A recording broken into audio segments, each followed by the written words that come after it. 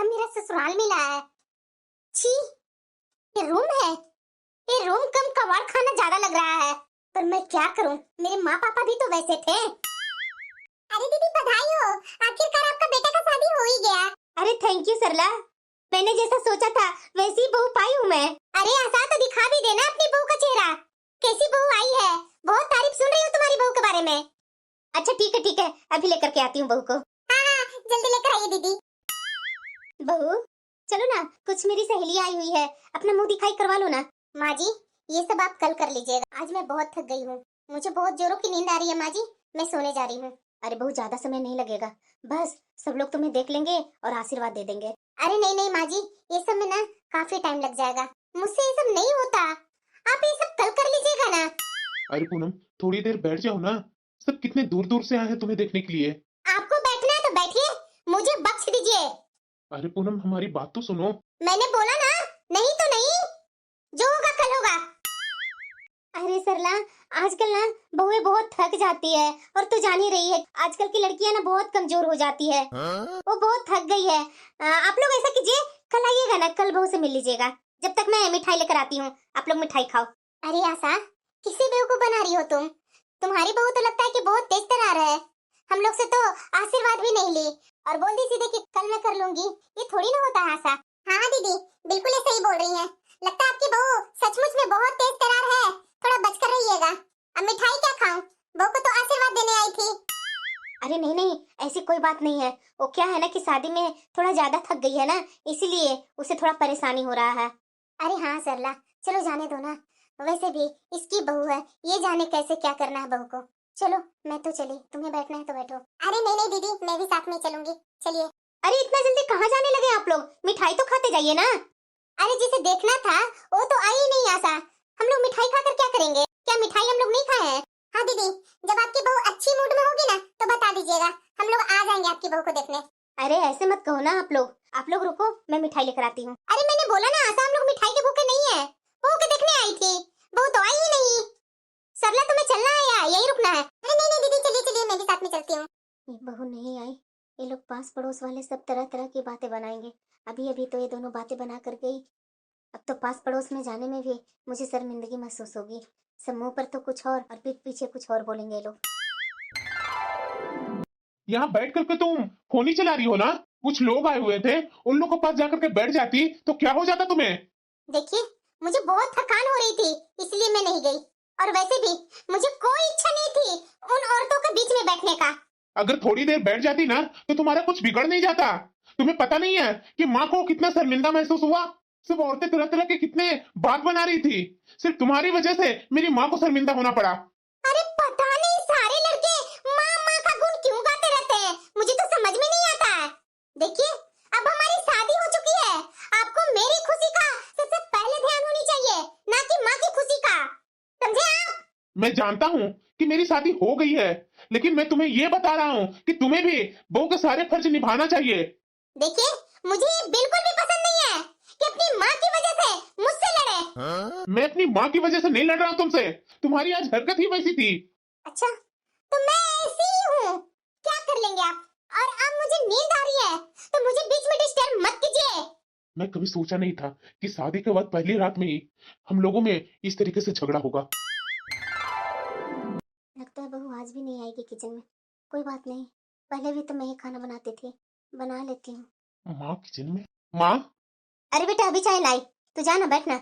माँ मैं तो ये पूछने आया कि पूनम आज भी नहीं आई क्या रसोई में।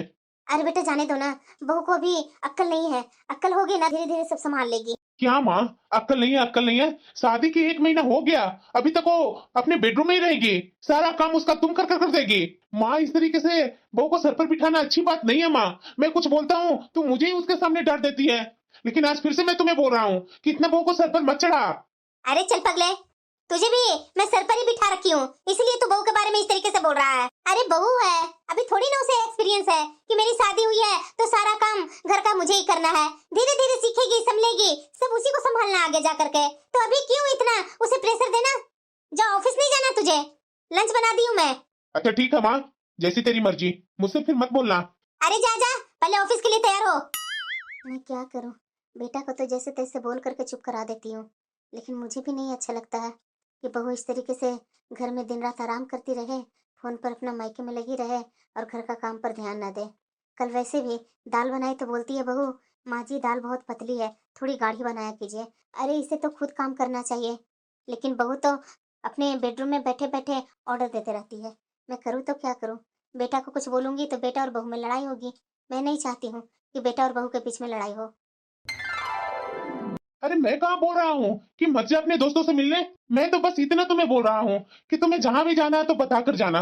मेरी आपसे शादी हुई है, ये नहीं कि मैं आपकी गुलाम हो गई हूँ कि मुझे आपको सब बता कर जानी चाहिए। अरे इसमें गुलामी का बात कहाँ से आ गई? हम दोनों पति पत्नी हैं, एक दूसरे से हमें बात शेयर करनी चाहिए, तो इसमें गुलामी कहाँ से आ गई? मैं जानती हूँ ना कि आपको प्रॉब्लम क्यों है। मेरे सारे दोस्त ज्यादा लड़के हैं ना, इसीलिए आपको दिक्कत हो रही है ना। मैं आज के जमाने में जीता हूँ, मेरे भी कई दोस्त लड़कियां हैं, तो मुझे कोई दिक्कत नहीं है, समझी? और ना ही मेरी मानसिकता इतनी छोटी है। मैं तो बस तुमसे इतना ही बोलना चाह रहा हूँ, बता कर जाएगी तो अच्छा होगा। ऐसे बिना बताए तू कहीं भी चली जाती है। अरे मेरी तो जिंदगी खराब हो चुकी है आपसे शादी करके। अपने मायके में कहाँ राजकुमारी बनकर रहा करती थी, और यहाँ आने के बाद मुझे यहाँ पे नौकरानी बनाकर रख दिए हैं। किस हिसाब से तुम अपने आप को नौकरानी कर रही हो? बता ना।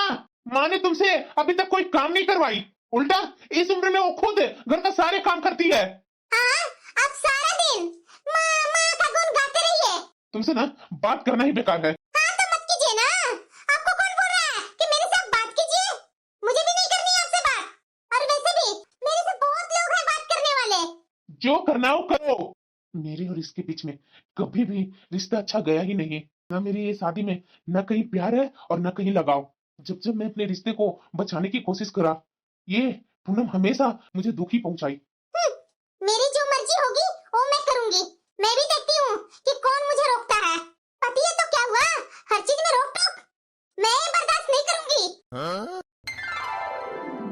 आज मेरी तबीयत ठीक नहीं लग रहा है। मुझसे तो अब खड़ा होने का हिम्मत भी नहीं है। मैं करूँ तो क्या करूँ? भूख भी जोरों की लगी है, घर में कुछ बनाई भी नहीं हूँ। ये बेटा भी एक सप्ताह से मीटिंग के लिए बाहर गया है। मैं करूँ तो क्या करूँ? पता नहीं बहू आज भी आएगी घर में या नहीं। पूछने पर बहू भी कुछ बताती ही नहीं है, क्या कर रही है नहीं कर रही है, मैं घर में कैसी हूँ उससे बहू का कोई मतलब नहीं है। मैं तो सोचती थी कि बहू नादान है, उसे अभी अक्ल नहीं है, धीरे धीरे संभल जाएगी। लेकिन शादी की इसकी 6 महीने हो गए, इसे क्या अभी भी अक्ल नहीं हुई है? मैं आखिरकार इस उम्र में अकेले एक पैर पर खड़ा होकर कितने काम करूं? सब काम मुझे ही करने होते हैं। वो तो सुबह सुबह उठती है, अपना नहा धो करके निकल जाती है। घर में क्या हो रहा है नहीं हो रहा उससे कोई मतलब नहीं। यहाँ तक कि घर पर आती है, बना बनाया खाना मिलता है, खा पी करके सीधे अपने कमरे में घुसी रहती है। किसी से कुछ मतलब नहीं कि घर में क्या हो रहा है नहीं हो रहा है। मेरे तो सारे अरमान खत्म हो गए। कितने अरमान थे मुझे मेरी बहू को लेकर के, कि मेरी बहू आएगी, मेरा ख्याल रखेगी, हम लोग दोनों सास बहू एक सहेली के जैसा रहेंगे। लेकिन ऐसा कुछ भी नहीं दिखा। आए दिन बहू किट्टी पार्टी वगैरह वगैरह करती है, लेकिन अपनी सास के बारे में जरा सा भी उसे ख्याल नहीं रहता है। कोई बात नहीं, अब जैसे तैसे किचन में जा करके खुद के लिए खिचड़ी बना ही लेती हूँ, क्योंकि खाली पेट तो और कमजोरी लगेगा। ये मुझे चक्कर क्यों आ रहा है? अरे माँ तुझे क्या हुआ? संभालो माँ, बहू कहाँ है तुम्हारी? अरे बेटा, आ गया तू? बैठो तुम पहले। माँ तुम्हारी तबीयत तो ठीक है ना? अरे बेटा, पता नहीं क्या हो गया है, तबीयत अच्छी नहीं लग रही है। जब भी उठती हूँ पैर से खड़ा नहीं हो पाती हूँ और चक्कर चक्कर से लगते रहते हैं। खाना वाना खाइए तुम। अरे बेटा, तबीयत ही नहीं ठीक है तो मैं खाना कहाँ से बनाऊंगी? अरे माँ तू बहू को क्यों नहीं बोलती है खाना बनाने के लिए?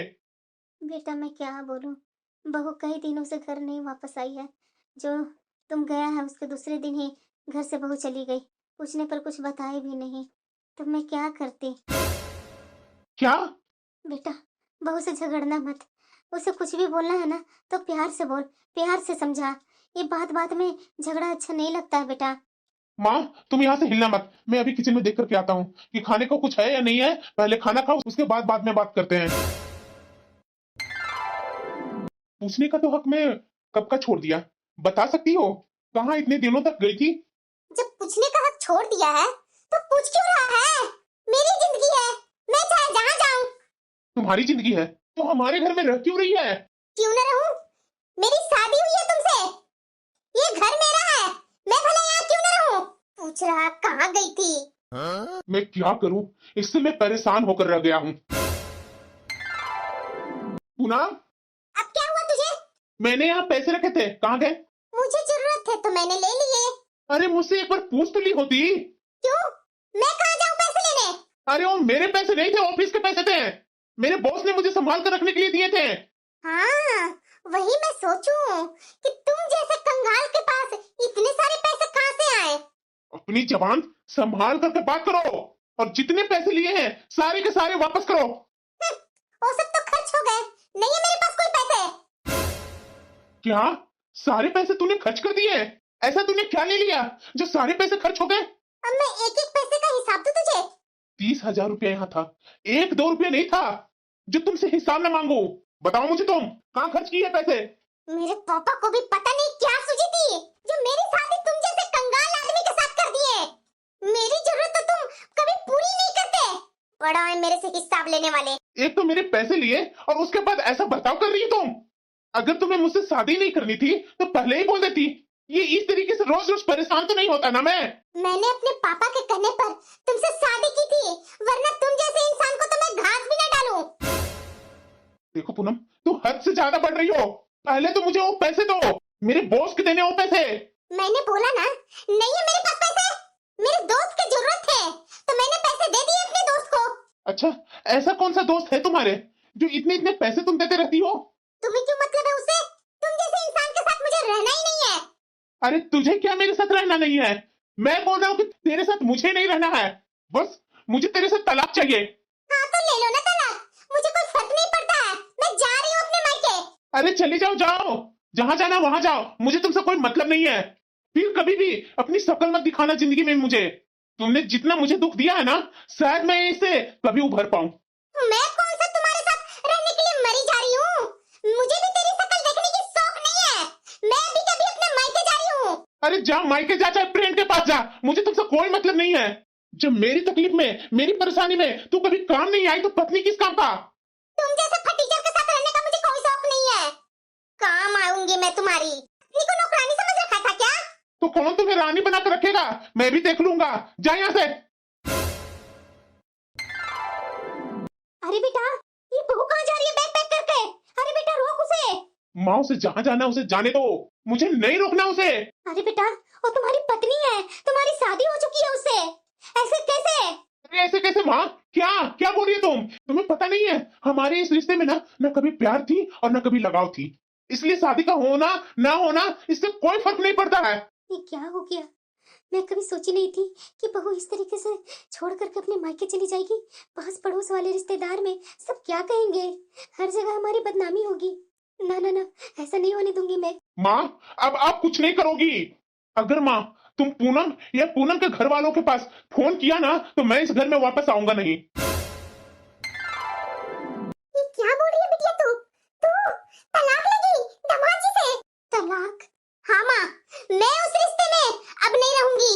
तुम्हें पता नहीं है माँ, मेरी शादी पता नहीं किस लड़के से, जाहिल गवार से पापा ने कर दी है, जो किसी चीज का सेंस ही नहीं है।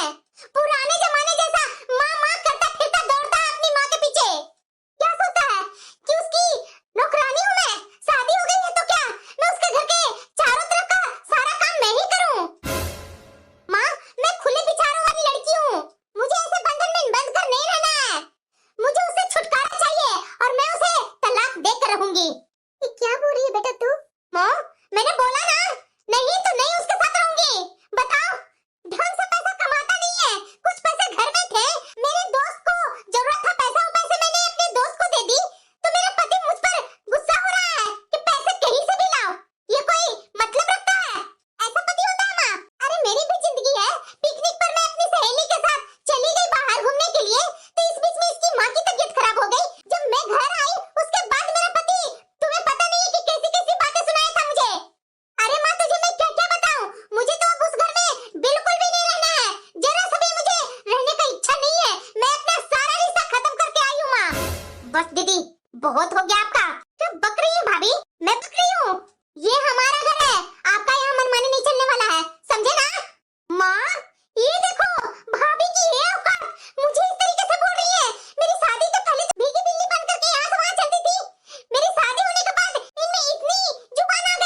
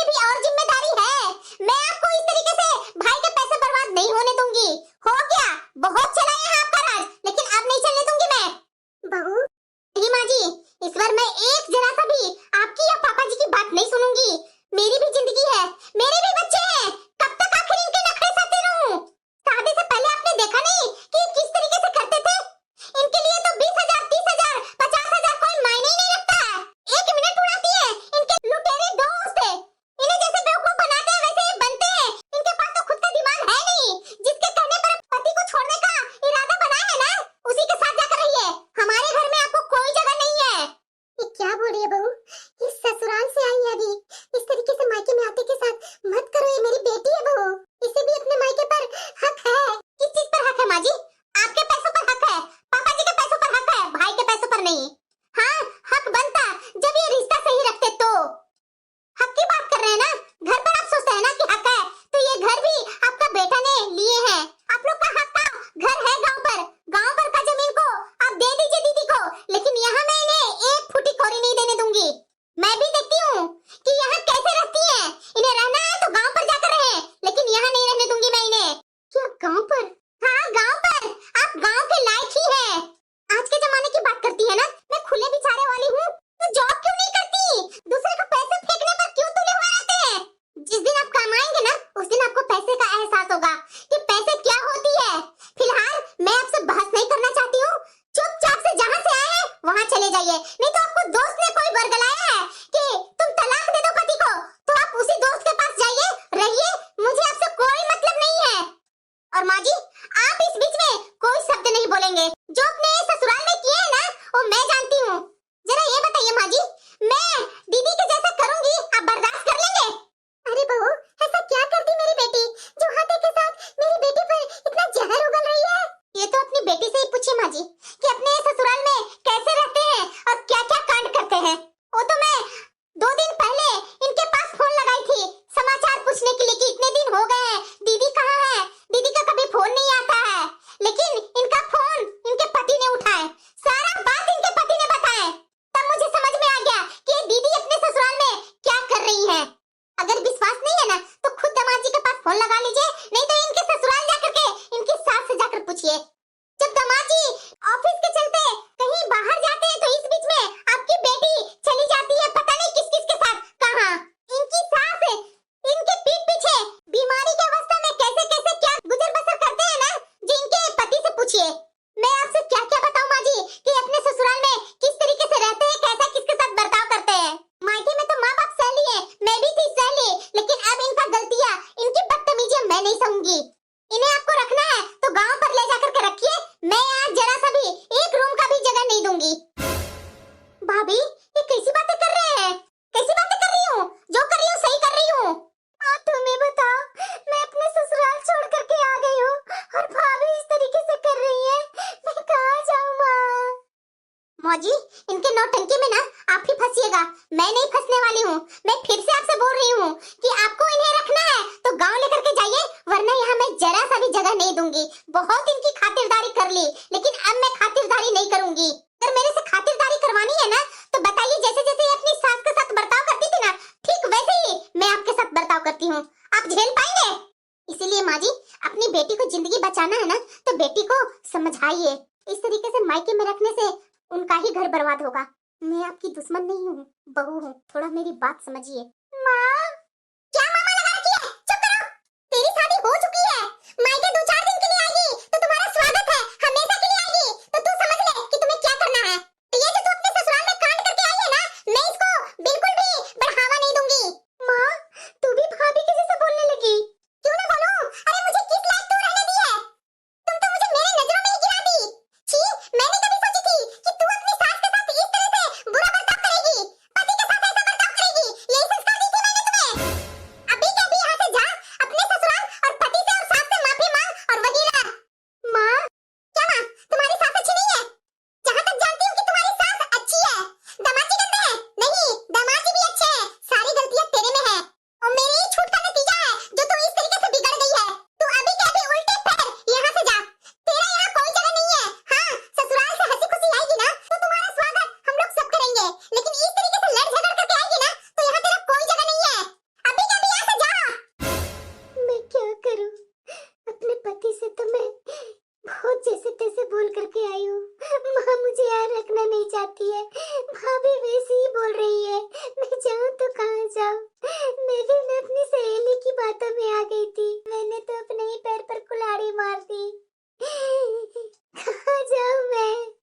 अपनी सहेली के घर जाऊंगी तो वैसे ही मेरा मजाक उड़ाएगी। जा रही हो तुम? बहुत मुझे मेरे मायके पर घमंड था, लेकिन शादी के बाद मायके का घमंड कभी करना नहीं चाहिए। आज सारा घमंड मेरा चूर चूर हो गया।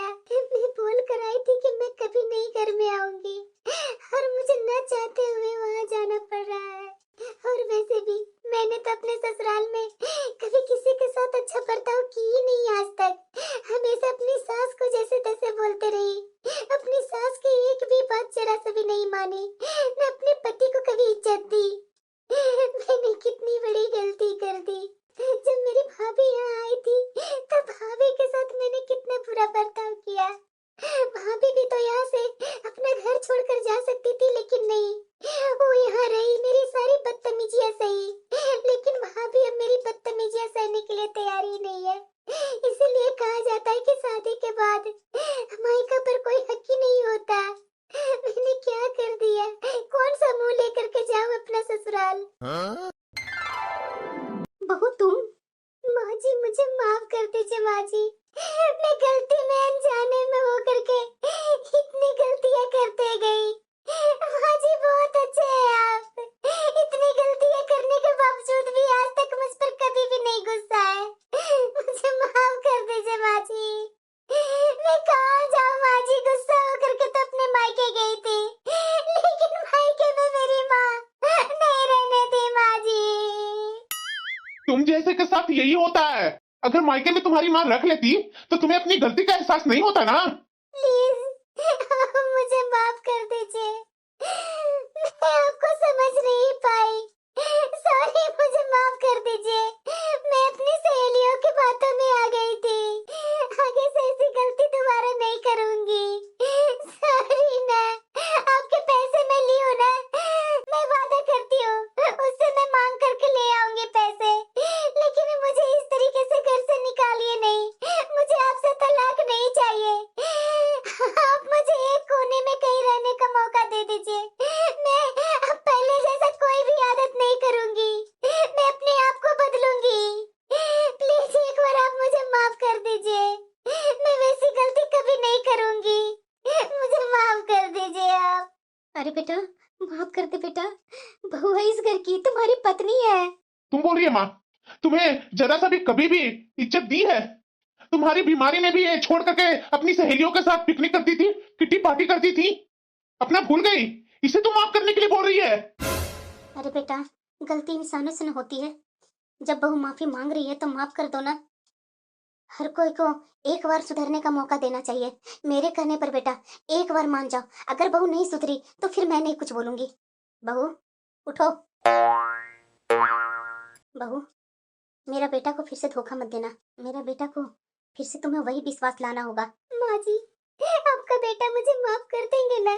बहू वो तो मैं नहीं जानती, लेकिन अगर तुम्हें विश्वास है कि तुम्हारा पति माफ कर देगा तो तुम्हें उसके लायक बनना होगा। तुम्हें फिर से उसका विश्वास जीतना होगा। और जो तूने गलतियां की थी वो दोबारा कभी भी करने की कोशिश मत करना बहू। माँ जी थैंक यू, आपने मुझे यहाँ जगह दी। मुझे अपनी बहू समझी, वरना मेरी तो उम्मीद टूटी गई थी माँ जी कि मैं कहाँ जाऊँ। थैंक यू माँ जी, थैंक यू। देखिएगा माँ जी मैं आपकी बेटी बनकर दिखाऊंगी और मैं अपने पति का भी विश्वास जीत करके रहूंगी। ठीक है बहू जाओ हाथ मुंह धो लो। मैंने कितनी गलतियाँ की थी, मुझे यहाँ कितना इज्जत मान मिला था। इतनी गलतियाँ करने के बावजूद भी कोई कुछ नहीं बोलते थे, लेकिन मुझे अब शुरू से शुरू करना होगा। मुझे मेरे पति का विश्वास दिलाना होगा। मैं फालतू में अपनी सहेलियों के चक्कर में पड़ गई थी। अब से कभी भी अपनी सहेलियों के बातों में नहीं रहूंगी। मुझे अपनी जिंदगी की बहुत बड़ी सीख मिल गई कि ससुराल अच्छा है तो मायका भी अच्छा है, वरना मायका में कोई पूछ नहीं है। चलो कम से कम मेरी बहू को तो अक्ल आ गई ना। मैं समझ रही हूँ मेरी बहू को अक्ल तभी आई जब इसकी माँ और भाभी उसके मायके से भगाई है तभी। अगर हर माँ बाप इसी तरह से बेटियों को साथ न देकर के उसकी गलतियों का एहसास दिलाए ना तो कोई भी बेटी का घर टूटेगा ही नहीं। शायद मेरा बेटा भी धीरे धीरे मान जाए और बहू को अपना ले। मुझे विश्वास है कि एक दिन न एक दिन मेरा बेटा बहू को अपनाएगा ही।